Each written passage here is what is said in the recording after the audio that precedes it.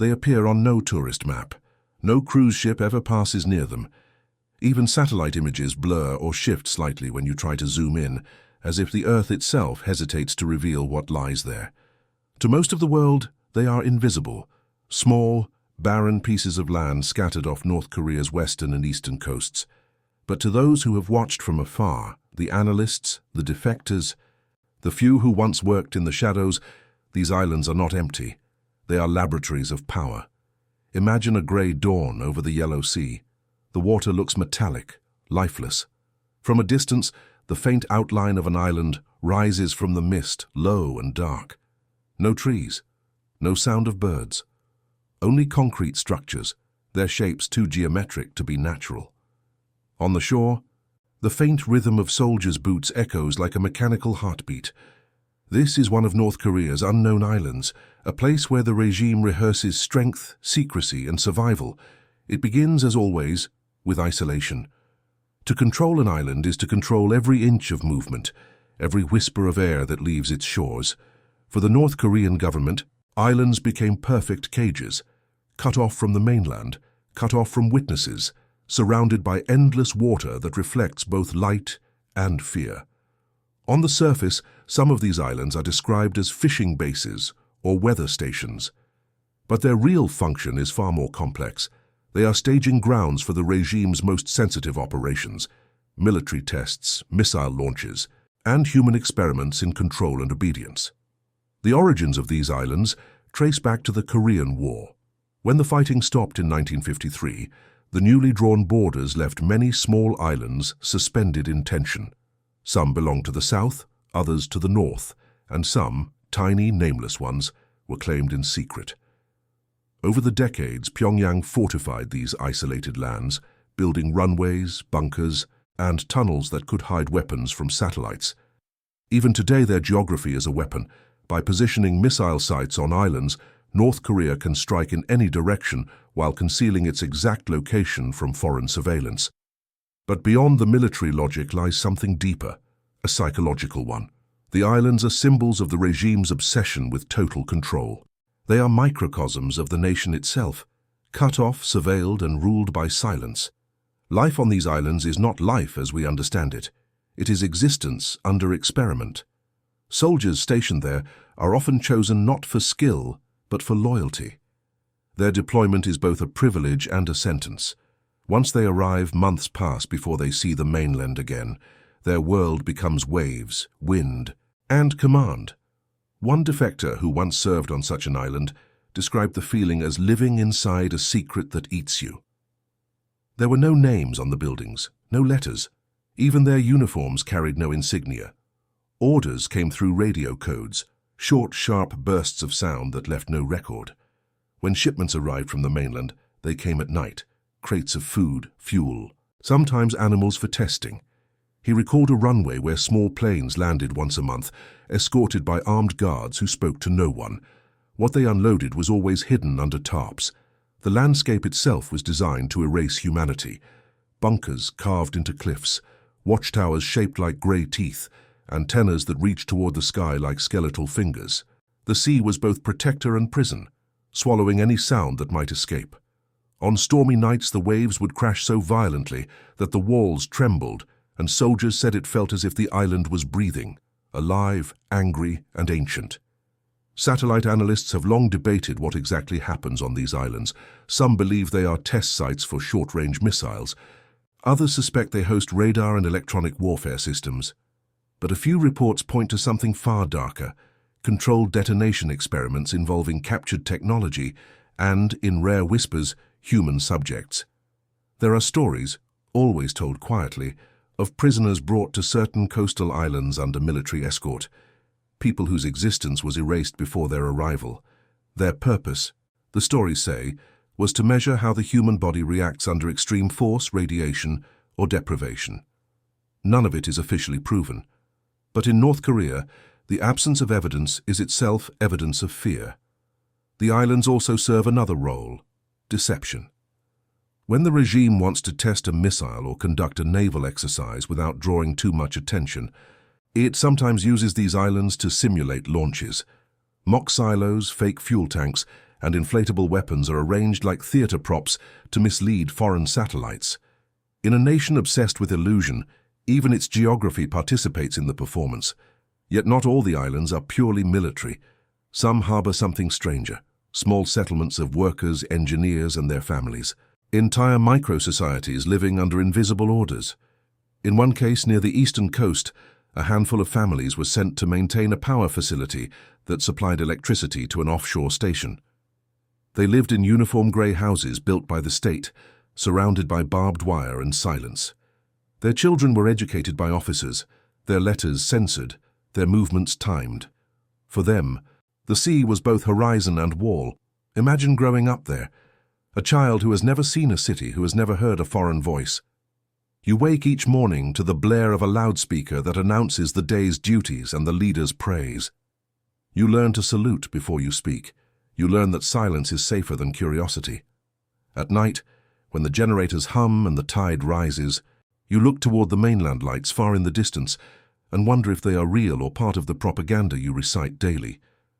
The people of these islands are ghosts, alive but undocumented. Their birth records vanish when they are transferred.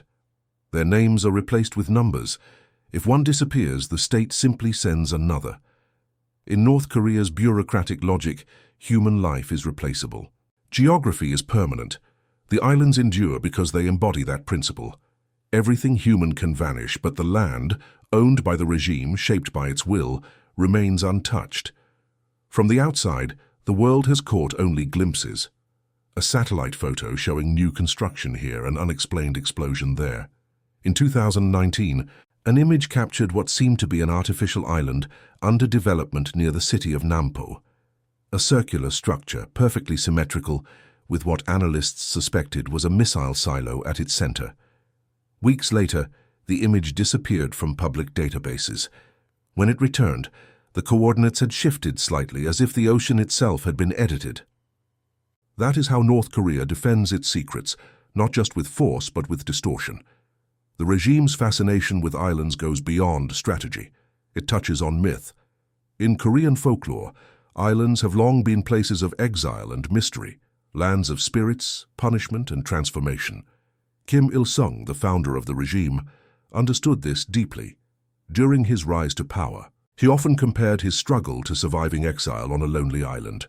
The symbolism carried forward. To control islands was to master isolation. To live surrounded by water was to live invulnerable. Today, Kim Jong-un continues that tradition, visiting military outposts on remote islets and posing with binoculars, the sea behind him like an empire of silence. The message is clear. Even the smallest piece of North Korean soil is sacred, weaponized and loyal. But for those stationed there, the silence is suffocating.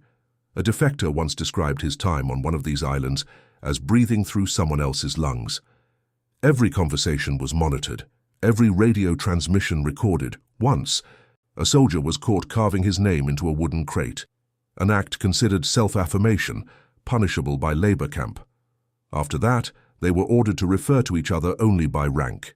Even friendship was a risk. Food came once a week, rice, dried fish, and a small block of tofu. Water came from rain collectors, sometimes tinted yellow from rust. Medical supplies were nearly non-existent. When someone fell ill, they were either left to recover alone or quietly taken away by boat at night. No one asked where. The next morning, the routine continued as if nothing had changed. In the rare moments of leisure, soldiers climbed to the cliffs to watch the horizon. Sometimes they could see Chinese fishing boats drifting at the edge of visibility. Other times, they saw nothing but fog. That fog was both a blessing and a curse. It concealed them from satellites, but also deepened the sense of being lost in time. The island felt suspended between decades, part 1950s bunker, part digital ghost. What makes these islands so unsettling is that they blur the line between myth and reality. The regime has built an entire nation on illusion, but here, the illusion becomes physical. You can see it, touch it, walk through it.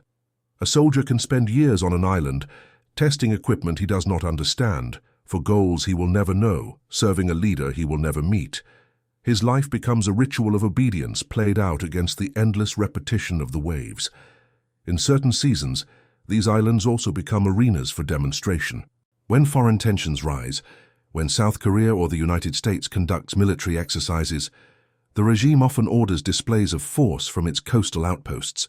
Artillery drills light up the night, echoing across the sea like thunder. The islands shake, smoke rising from concrete bunkers. The soldiers cheer, cameras record, and the footage is later edited into patriotic broadcasts shown in Pyongyang's theaters. But the broadcasts never show what happens afterward: the silence that follows, the empty shells, the burnt soil, the men cleaning the ruins in the dark. The most secret of all are the phantom islands, those that appear in some military maps but not others. They are rumored to be artificial, built from dredged sand and reinforced concrete, housing radar systems and launch platforms disguised as reefs. Aerial photos sometimes reveal faint outlines that vanish days later. These are not mere military tricks, they are psychological warfare. By creating uncertainty about where the threat exists, North Korea multiplies its perceived strength. Fear, after all, requires imagination. And yet, even in these desolate spaces, humanity flickers. One defector remembered a night when the power failed, and the soldiers gathered around a small fire. Without the constant drone of propaganda, they spoke quietly about their families, about the mainland, about food. For the first time in months, laughter broke the silence. It lasted only a few minutes before a superior appeared and ordered them back inside. But for that brief moment, the island was not a prison. It was just earth, sea, and men yearning for light. Outside observers often assume these islands are purely instruments of war, but they are also instruments of endurance. They train people to exist without comfort, without recognition, without the illusion of individuality. Each island is a mirror of the regime's philosophy, that survival is not about living well, but about obeying completely. In that sense, the islands are not anomalies, they are North Korea in miniature. If you were to stand there now on one of those cliffs, you might feel an eerie stillness. The air would taste of salt and fuel. Somewhere, beyond the mist, a loudspeaker would echo the voice of the supreme leader, distorted by distance, calling for loyalty and vigilance. And beneath your feet, the earth would hum faintly, perhaps from buried cables, perhaps from something deeper. You would feel watched, you would feel small, and you would understand for the first time what isolation truly means.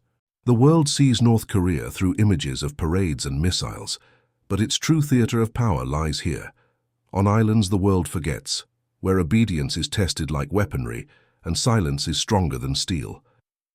These places are not accidents of geography, they are deliberate creations, designed to hide the regime's fragility behind the illusion of strength. Every wave that crashes against their shores is a reminder that even in the most desolate corners of the earth, power seeks a stage. Yet the sea does not keep secrets forever. Storms erode concrete. Salt corrodes metal. Over time, even these islands will change, revealing traces of what they once hid. One day, perhaps when the fog of fear finally lifts, someone will set foot there not as a soldier, but as a witness. And the silence that once protected the regime will testify against it. For now, though, they remain unseen, dots of darkness in a sea of grey, breathing in rhythm with a nation that survives by concealing its truth. The sea around North Korea is deceptive. To an untrained eye, it appears calm, even serene, a pale blue expanse stretching endlessly toward China and Japan. But beneath that surface lies one of the most militarized maritime zones on Earth. Radar signals pulse invisibly through the air. Submarines glide like shadows under the waves, and scattered across this fragile geography are islands no outsider may approach. They are silent fortresses, test grounds, laboratories of power disguised as empty land. From above, some look like nothing more than scars in the sea, rectangular outposts carved into rock, their edges sharp and artificial. Yet within them, something far greater is taking shape. The embodiment of the regime's obsession with secrecy and survival. These islands are not just military zones. They are symbols of a philosophy that has defined North Korea since its birth. The belief that isolation itself is the ultimate weapon. It begins with geography. The Korean peninsula's jagged coastline stretches for thousands of miles, filled with coves, inlets, and archipelagos. During the Korean War, these islands were both refuge and trap, staging areas for guerrilla fighters, later transformed into sentinels of control. Over decades, the regime turned geography into ideology. The islands became extensions of Pyongyang's mind, outposts of fear and surveillance built upon salt and stone. One such island, unnamed on any public map, lies off the country's western coast near the maritime border known as the Northern Limit Line. Fishermen in the south call it the Island of Echoes. They say that when the wind blows from the north, you can hear strange metallic hums drifting across the water, rhythmic, steady, almost like chanting. Satellite imagery shows little more than runways, docks, and underground tunnels. But maritime observers have noticed patterns, boats arriving at precise intervals, signals bouncing off hidden radar, lights appearing only on moonless nights. It's as if the island itself breathes according to a coded schedule. Those who served there, rare voices who later escaped, describe a world of artificial silence. The sea is their only horizon. The sound of waves becomes their clock.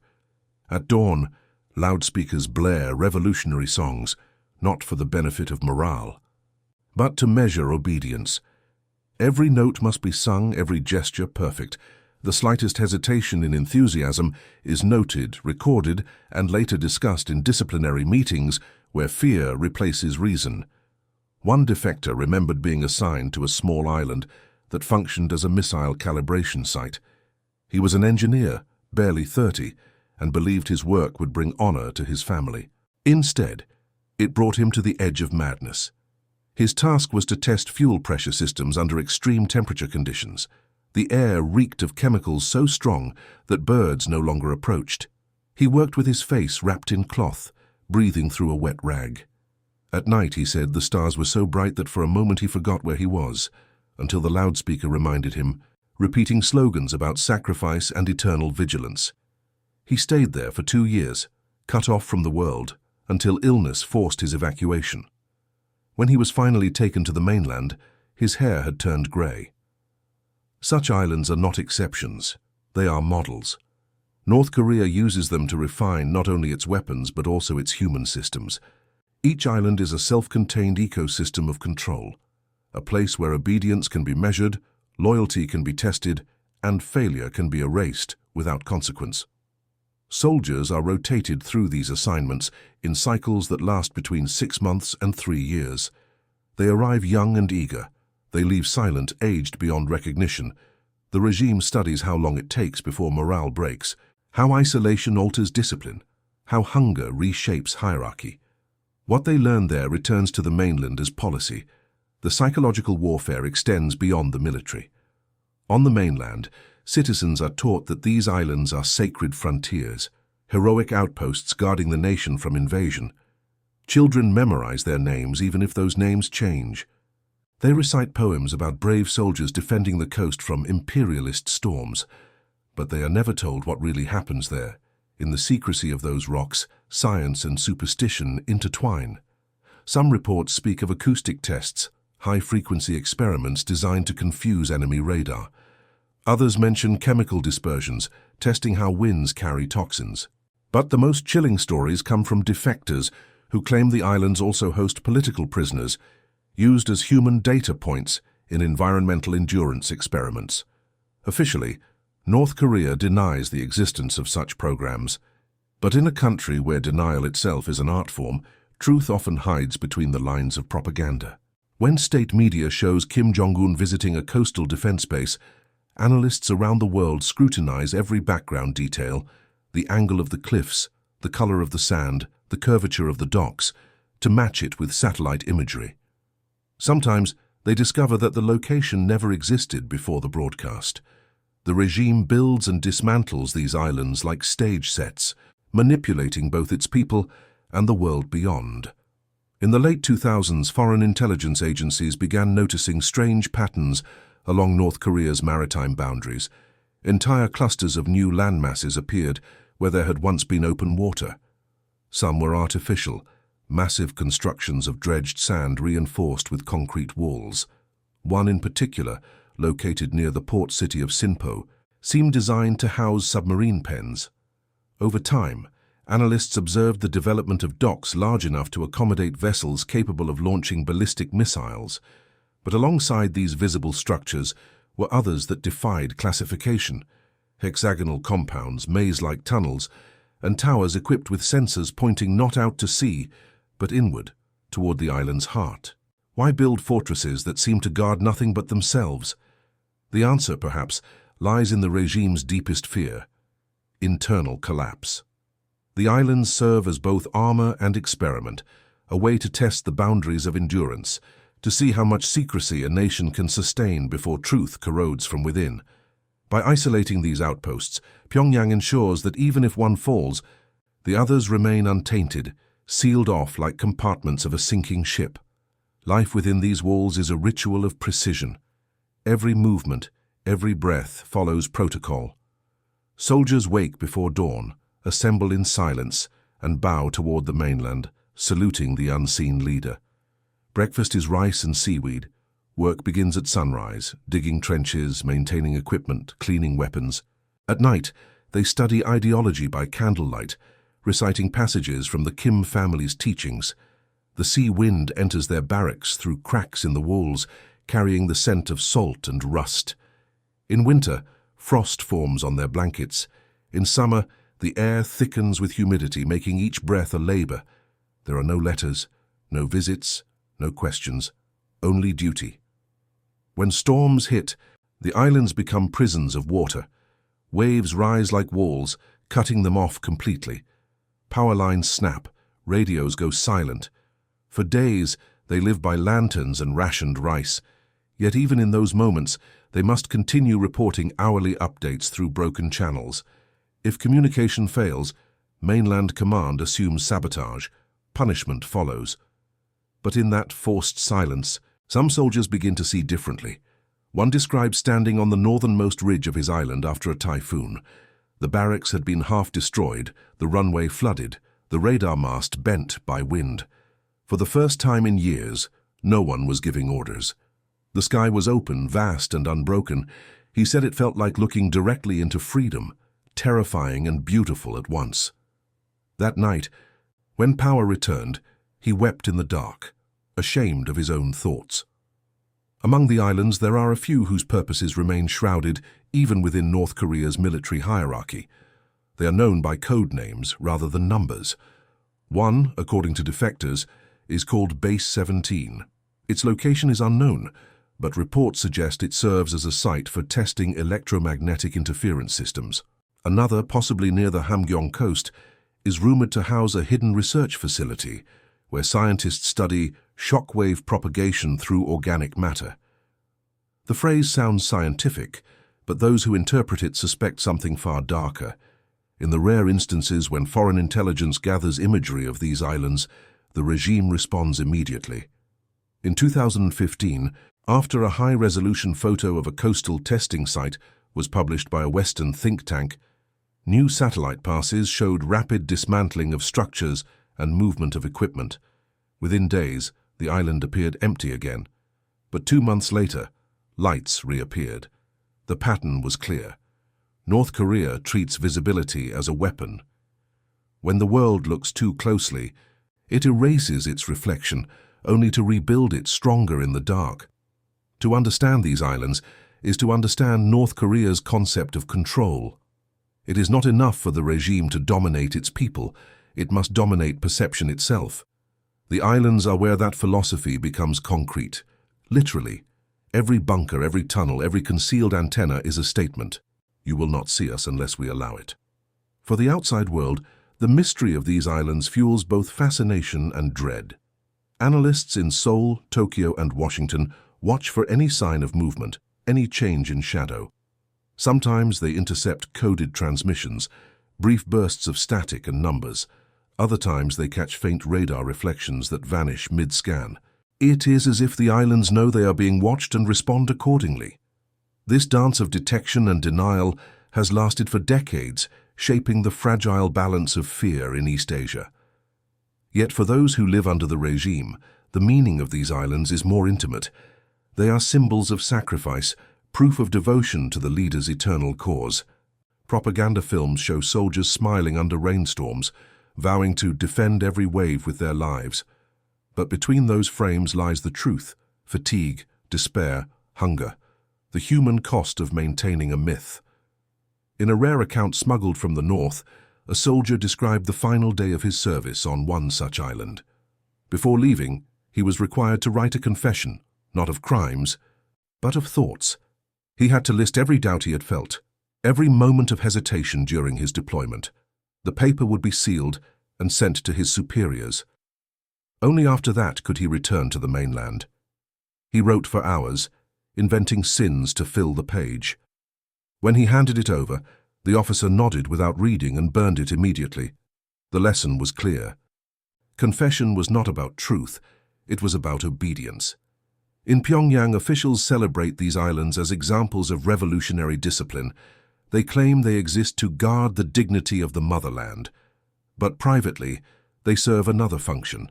They remind the elite that the regime's reach extends everywhere, even beyond sight, beyond sound. When Kim Jong-un visits these remote outposts, he often arrives by boat, accompanied by film crews. The footage later shown on state television always carries the same visual grammar: the leader in pristine uniform, binoculars in hand, looking out over the sea as waves crash below. The message is unmistakable. He stands at the edge of the world, watching everything. But the camera never turns around to show what lies behind him. The soldiers waiting in perfect silence, the engineers bent over rusted equipment, the endless repetition of survival. These islands have become a living metaphor for North Korea itself, beautiful from afar, horrifying up close, and designed to be misunderstood. The regime thrives in that misunderstanding. Every mystery amplifies its myth. Every blurred satellite photo becomes proof of its invincibility. It is a theater where fear is the currency, and the sea is the curtain. As the sun sets over the East Sea, the islands fade into silhouettes. The water glows red, then black. Somewhere in the distance, a faint rumble breaks the quiet, perhaps thunder, perhaps a missile test. The horizon swallows the sound. For the men stationed there, it is another night like any other, endless, watchful, heavy with the weight of secrets. They will wake tomorrow and perform the same rituals. They will salute the same invisible audience. And the world will continue to guess what truly happens beyond those waves. Because in North Korea, secrecy is not the absence of information, it is the presence of control. And on these unknown islands, control is absolute. The deeper one looks into the geography of North Korea, the more one realizes that isolation is not an accident, it is architecture. Every island, every outpost scattered across its coasts has been molded into a psychological construct. These places are not merely pieces of land. They are engineered to trap the mind as much as the body. Their purpose goes beyond military defense. They exist to maintain a certain kind of silence, an engineered silence that has become the foundation of the regime's survival. In the early years of Kim Il-sung's rule, the idea of peripheral sovereignty took shape, a doctrine that emphasized the control of borders, rivers and coastlines, not only through military might, but through ideological sealing. The seas around the Korean peninsula were viewed as both vulnerability and opportunity. To the west, China's influence loomed large. To the east, Japan's technological presence was an open wound of memory. The islands, then, were the regime's eyes and ears, its nerve endings stretching into the cold waters, listening for any vibration of intrusion or dissent. But over time, they became something darker. By the 1970s, reports from defectors hinted at strange developments along the coasts, construction that never appeared on official maps, new military roads leading nowhere, shipments of unknown cargo under night cover. The Western press speculated about missile tests, South Korean intelligence wondered about chemical experiments, yet none of those explanations fully captured the scope of what was being built, because what was truly being tested on those islands was not merely technology, it was obedience itself. Imagine an island where every human gesture becomes data, where the regime studies its own people like specimens under glass, where scientists measure loyalty the way others measure voltage. That was the function of the so-called behavioral resilience units. small military colonies on isolated islets where soldiers were subjected to months of total sensory control. Lights timed to flicker with speeches, meals synchronized to propaganda broadcasts, even dreams recorded through nightly interrogations.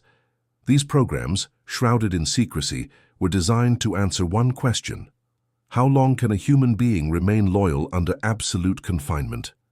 To the outside world, such stories sound like dystopian fiction, but in North Korea, dystopia is simply administration. These experiments were justified as psychological endurance tests meant to prepare soldiers for the pressures of modern warfare. In reality, they were rehearsals for social engineering on a national scale. The regime would later apply lessons learned from these islands to the mainland: the timing of propaganda, the structure of work schedules, even the rhythm of television broadcasts, all calibrated to maintain a nation in constant quiet submission. The men and women sent to these islands were not chosen randomly. Many came from politically suspect families, descendants of merchants, defectors, or intellectuals. The military called it redemption service. They were told their sacrifice would cleanse their lineage, granting their families a second chance at loyalty. But no one ever spoke of what happened afterward. Those who survived rarely returned to the mainland. Some were reassigned to other remote bases, others simply vanished, their names erased from the archives. One defector, a woman who claimed to have served as a nurse on an eastern island, described scenes that still haunted her decades later. She said there were two types of patients: the soldiers who suffered from exhaustion and the prisoners brought from the mainland under military escort. The latter were kept in separate quarters, behind metal doors. They were never spoken to. She treated burns, fractures, and chemical lesions whose causes she was not permitted to ask about. The air smelled perpetually of fuel and salt. When she finally escaped to China, she said the sea still carried that same odor in her memory. On the mainland, the government's narrative of the islands took a mythic form. They were said to be the sites where the leader communed with the spirit of the sea, where waves obeyed his will. Children learned that North Korea's islands were sacred guardians of socialism, shielding the nation from the capitalist winds beyond. The irony, of course, was that even those who lived on them rarely felt the wind. It was measured, rationed, controlled by the weight of fear. At the same time, the regime used these islands as instruments of deterrence against the outside world. Whenever international pressure mounted, satellite images revealed sudden bursts of activity along the coasts: new bunkers, new anti-aircraft batteries, new naval drills. Sometimes these were real, often they were theatrical, produced solely to remind the world that North Korea's capacity for surprise was limitless.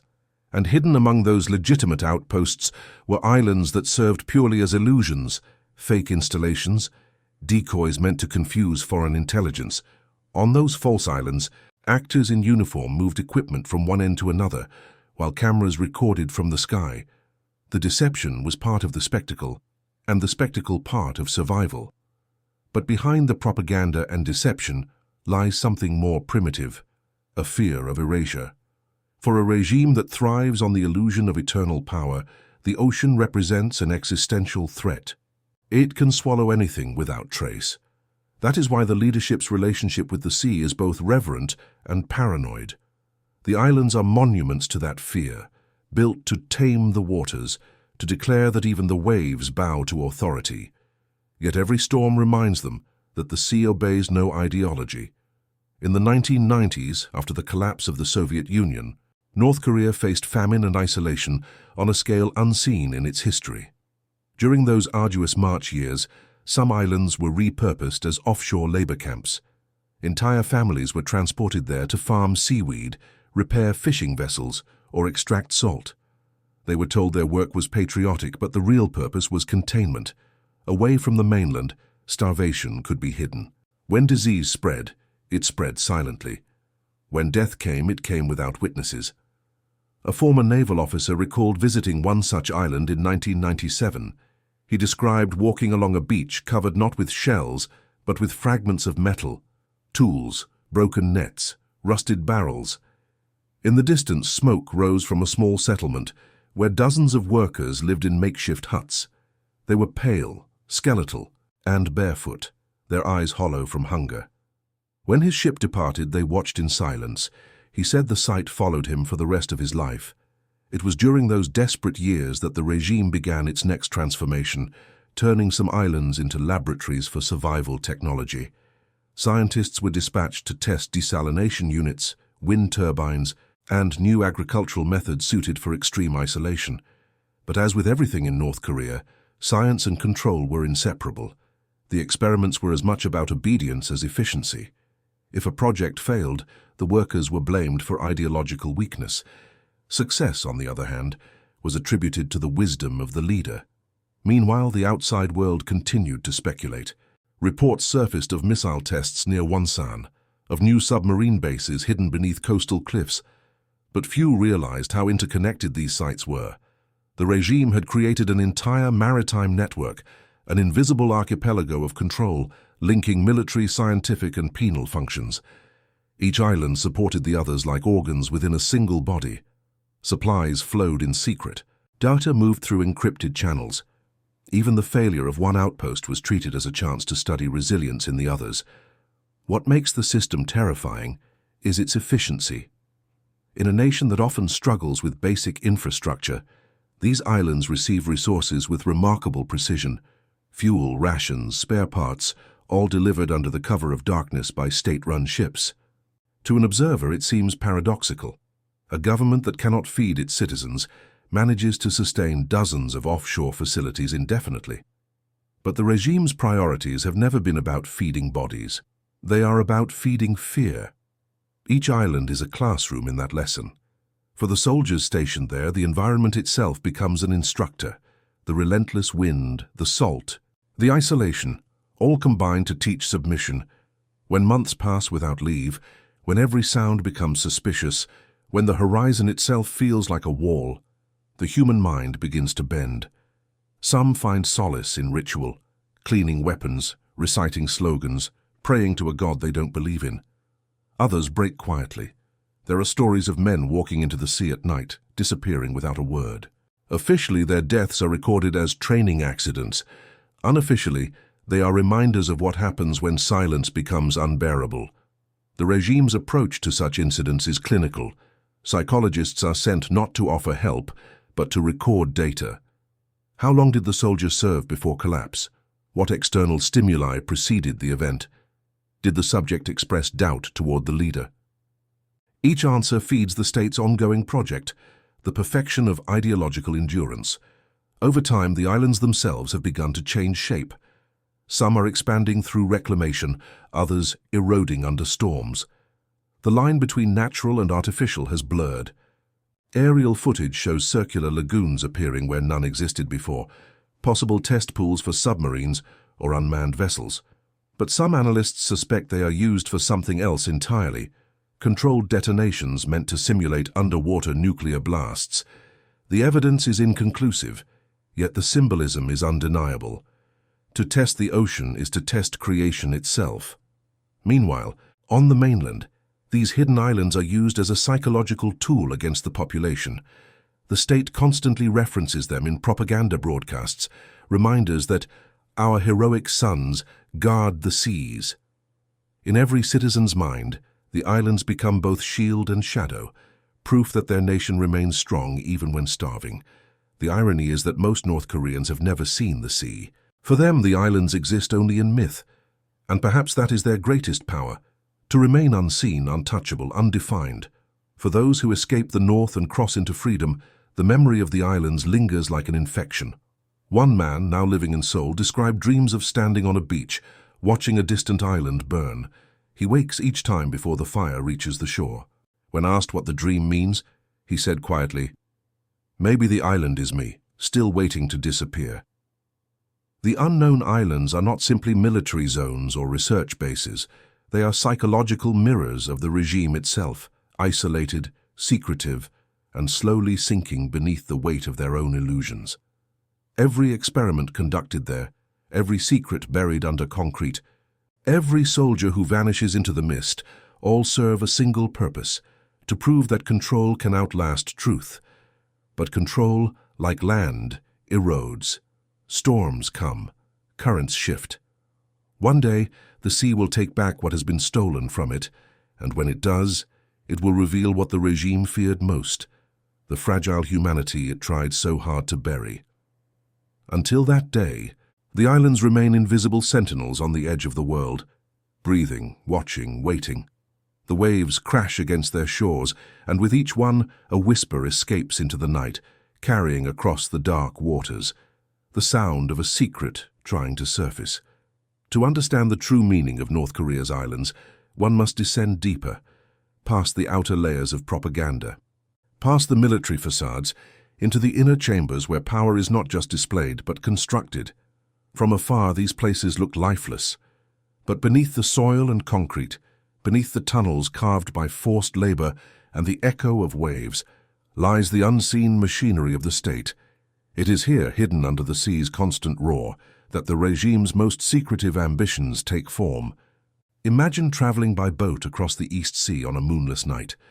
The water glows faintly with plankton light, green and ghostly, as if the ocean itself is breathing. Ahead, a black silhouette rises slowly from the horizon, one of North Korea's forbidden islands. There are no lighthouses, no signals, only a faint pulse of light that appears, then vanishes, like a heartbeat. As the boat nears, you see concrete walls rising from the surf, tall enough to block the view of the shore. Soldiers appear like shadows against the mist, rifles resting on their shoulders, eyes hollow from sleeplessness. The air smells of salt and diesel. Behind those walls, history is repeating itself in silence. Every island has its own rhythm, its own coded life. On some, mornings begin with the metallic sound of sirens, the crack of boots on gravel, the rhythmic chant of slogans echoing from loudspeakers. On others, there is only the hum of generators and the low buzz of machines buried underground. Each island is a self-contained experiment in control, perfected through decades of isolation. By the early 2000s, Pyongyang had transformed its maritime network into something extraordinary and terrifying. Officially, these were coastal defense installations, communication bases, or weather monitoring sites. In truth, they formed a web of experimentation, technological, social, and psychological. Within these hidden laboratories, scientists and military engineers tested everything from radar systems to energy weapons, from drone prototypes to underwater surveillance. But alongside those physical tests ran another, quieter project, the testing of loyalty under conditions of absolute invisibility. For the regime, these islands represented the purest environment to study obedience. On the mainland, people live under surveillance, but they still see cities, markets, families. On the islands, even those illusions disappear. Only command remains. And in that emptiness, the state can measure devotion with terrifying precision. One defector who had once served as a communications technician near the port of Wonsan spoke of an island that did not exist on any document. He said the soldiers stationed there were forbidden to look out to sea, even during drills. Their focus had to remain inland, toward the image of the leader's portrait displayed on every wall. The purpose was simple, to train them never to seek escape, never to look for freedom beyond the horizon. They taught us, he said, that the sea was our enemy, not the West. This inversion, turning the natural world itself into an adversary, is part of the regime's deepest psychological weapon. North Korea has mastered the art of transforming geography into ideology. Mountains become fortresses of purity, rivers become barriers against corruption. The sea becomes a mirror that reflects only obedience. The islands, then, are temples of fear. Among the most secretive is a cluster of islands known in satellite imagery as the Chagang Belt. Officially, this is an administrative term, but within military intelligence circles, it refers to a chain of experimental facilities where the regime's advanced missile systems are believed to be stored. What makes them exceptional is not their weaponry, but their construction. Underneath these islands lie kilometers of reinforced tunnels, some wide enough to hide submarines, others built for laboratories that operate entirely without sunlight. Power is supplied by underwater cables connected to the mainland. Communication flows through encrypted channels that loop between islands in a closed circuit, never touching the open internet. In essence, They form a digital shadow nation, one that exists entirely outside the visible world. Inside, the atmosphere is one of ritualized secrecy. Workers enter with blindfolds, guided by soldiers who ensure they never memorize the layout. Once inside, they remove the blindfolds only when doors are sealed behind them. Tasks are divided so that no individual understands the full system. A man might work for years maintaining a single valve, never knowing whether it powers an air conditioner or a missile chamber. Knowledge is compartmentalized, truth fragmented. In North Korea, ignorance is not failure, it is loyalty. To sustain such operations requires more than technology. It requires faith, the kind of faith that transforms silence into purpose. Every worker on those islands lives under a doctrine that merges science and worship.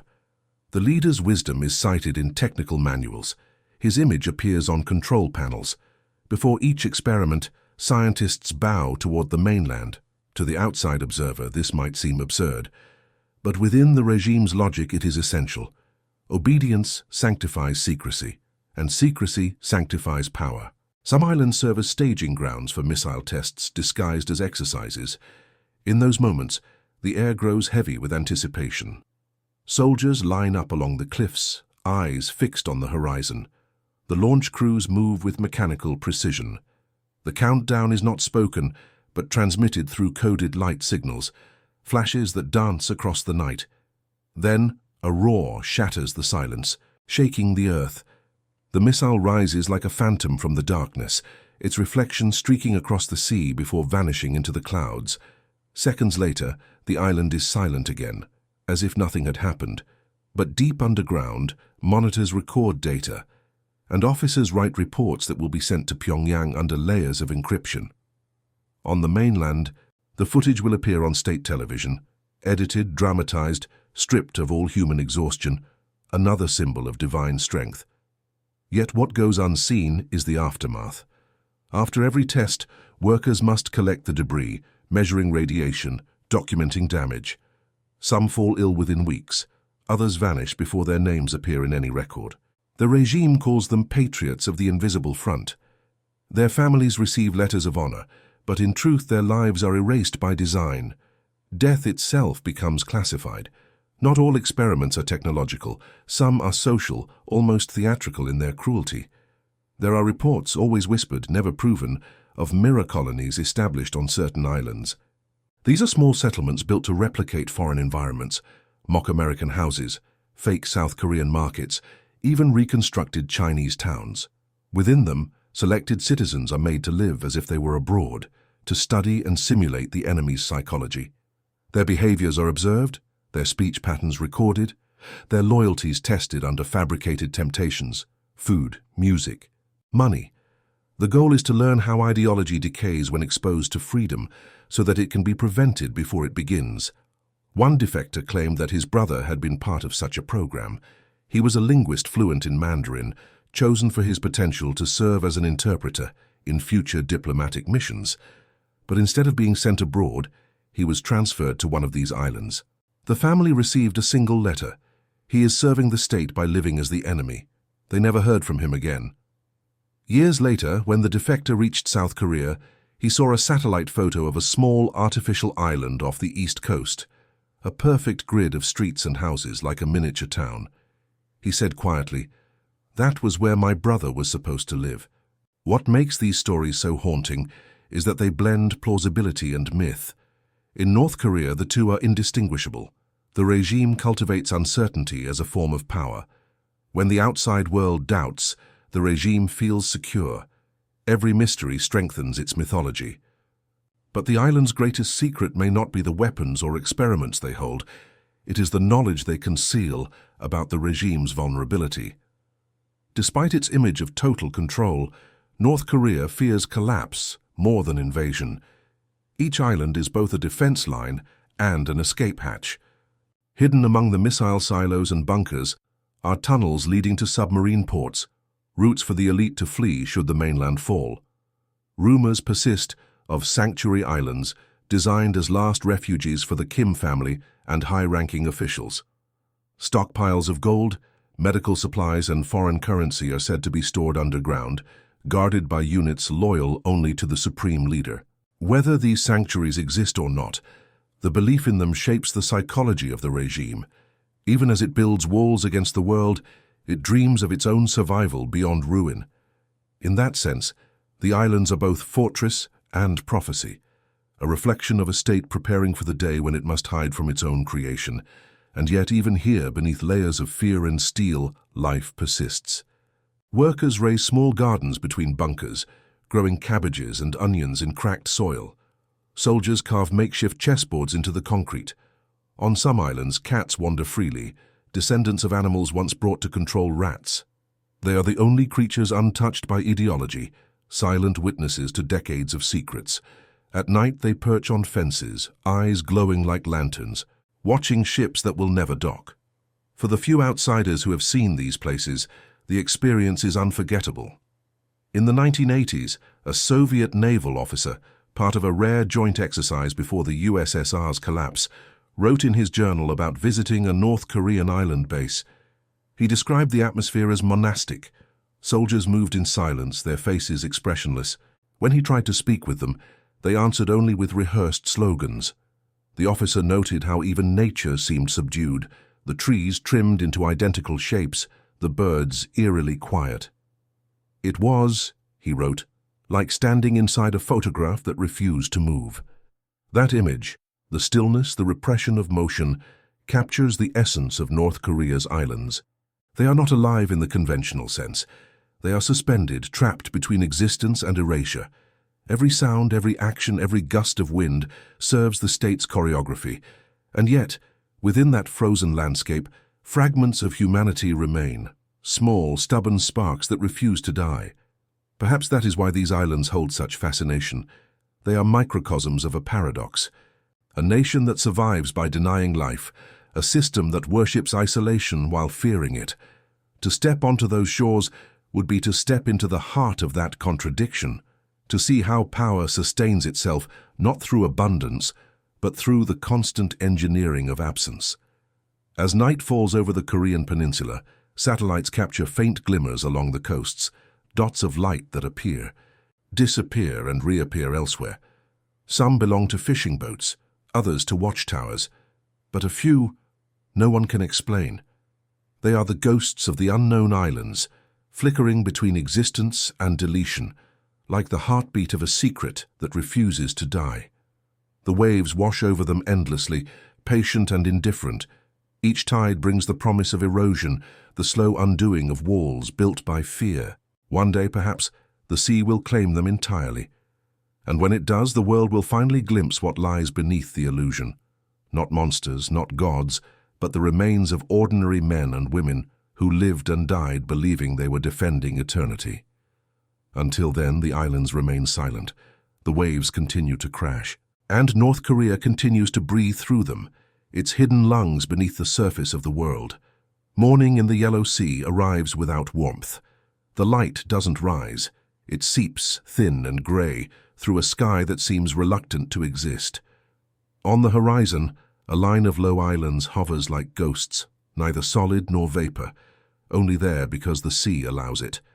For decades, those islands have existed in silence, ignored by maps and untouched by history books. But in North Korea, silence is never accidental. It is designed, it is maintained, it is weaponized. The islands form a scattered constellation of secrecy. From the air they look insignificant, like stones tossed into the ocean. But each one carries a piece of the regime's heartbeat. A bunker, a lab, a radar dish, a man with a gun staring out to sea. And somewhere beneath those rocks, deep under the layers of soil and propaganda, lies the truth of what the North Korean system has always been. Not just a government, but a geography of fear. Imagine standing on one of those islands at dawn. The air smells of fuel, salt, and cold metal. A faint hum rises from underground generators. The sea moves sluggishly against the concrete walls. The soldiers, their uniforms stiff with salt, line up for inspection. They speak little. Their faces are young, but their eyes are old, drained of surprise, of curiosity. They are part of the island now, as much as the steel and stone that hold it together. They have been told that the mainland depends on them, that without their vigilance, The nation would crumble. They believe it because belief is safer than doubt. Doubt on these islands is death. Above them, high in the clouds, satellites pass in silence. In Western intelligence offices thousands of miles away, analysts stare at screens filled with grainy images. A new building here, a dark patch of soil there. Questions emerge. Was this island expanded? Why the sudden increase in nighttime activity? Each pixel becomes a theory, each shadow a potential threat, yet the truth remains always just out of reach, hidden beneath layers of deception so intricate that even the watchers become part of the illusion. That is the genius of North Korea's design. It doesn't merely hide its secrets, it makes the act of searching for them an extension of its power. Every blurred image, every uncertain report feeds the mythology of the invisible. The islands are not just military zones, they are stage sets in an endless theater where the audience will never see behind the curtain. And behind that curtain, the regime continues its quiet rehearsals. Missiles rise, data is gathered, and somewhere deep underground, scientists record readings in silence. Some of them believe they are building the future. Others know they are only buying time. The islands endure because they serve both purposes. They promise the future while preserving the past. They allow the regime to appear both powerful and persecuted, both advanced and besieged. They are contradictions made real, living metaphors for the entire nation. But even in this theater of fear, the human heart cannot be fully silenced. There are stories, fleeting, fragile, of soldiers who, during rare calm nights, climb to the cliffs and look out toward the horizon. They see the faint glow of distant ships, the unreachable lights of another world. Some whisper that on perfectly clear days you can even glimpse the outline of the South Korean coast, like a mirage. Those who see it never speak of it again, but the image stays with them. It is a reminder that the world is not as small as they've been taught to believe. For the families of those stationed there, the islands are both pride and fear. Their mother in Hamhung lights incense each morning for her son, who has not written in 3 years. She imagines him standing guard by the sea, protecting the country. She doesn't know that he may never return, not because he died, but because the regime erased the record of his service. For her, he is alive in faith, and in North Korea, faith is stronger than truth. When defectors speak of these islands, their words carry both horror and longing. Horror for what they witnessed, the punishments, the hunger, the relentless indoctrination. Longing because, in a strange way, the islands were the only place where life made sense. Every rule was absolute. Every day had purpose. Freedom, when it finally came, felt disorienting. One former officer described it best. On the island I knew who I was, a soldier, a servant. In freedom I became no one. That is the final tragedy of the regime's design. It does not merely imprison the body, it reprograms identity itself. Even escape cannot undo what years of isolation have written into the soul. Some of these islands are now decaying. Satellite images show cracked runways, collapsed tunnels, and patches of rust spreading like disease. The regime maintains the illusion of vitality, but entropy is patient. The sea erodes what fear once fortified. Waves infiltrate bunkers. Salt eats through steel. Nature does what no foreign power has achieved. It slowly reclaims what dictatorship once declared eternal. In 2023, a typhoon struck the western coast. Entire sections of coastal defenses were washed away. One of the lesser-known islands, an unnamed strip of land near Nampo, disappeared beneath the waves. When the storm cleared, it was gone. No one in the north spoke of it. No memorials, no reports, no acknowledgement that it had ever existed. Its erasure was perfect, fitting. In a nation where truth itself is disposable, even geography can vanish without consequence. But perhaps that disappearance holds meaning. Perhaps it is a glimpse of what will come. Because every island, no matter how fortified, contains within it the seeds of its own collapse. Isolation, when stretched long enough, becomes corrosion. Silence, when too absolute, begins to implode. The same walls that protect also imprison. The same waters that defend also devour. The regime's unknown islands are both shield and coffin, monuments to the illusion of control. And control, ultimately, is an illusion that cannot outlive the tide. In the end, power in North Korea is not sustained by technology or terror alone. It is sustained by fear of the unknown. The islands embody that fear perfectly. They remind the population that something is always happening beyond their reach, something sacred and secret. The mere idea of their existence reinforces obedience.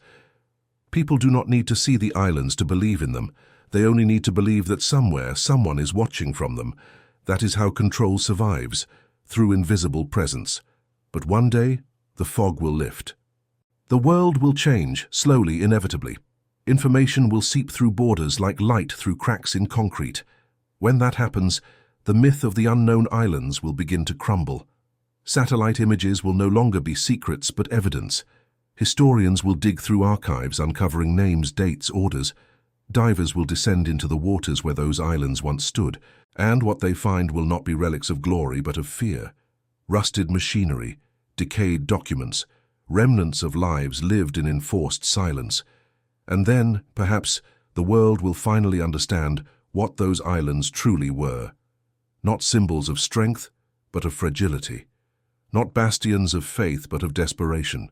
Because every act of concealment reveals something about what it tries to hide. The more fiercely the regime buried its truth beneath the waves, the more it exposed its terror of exposure.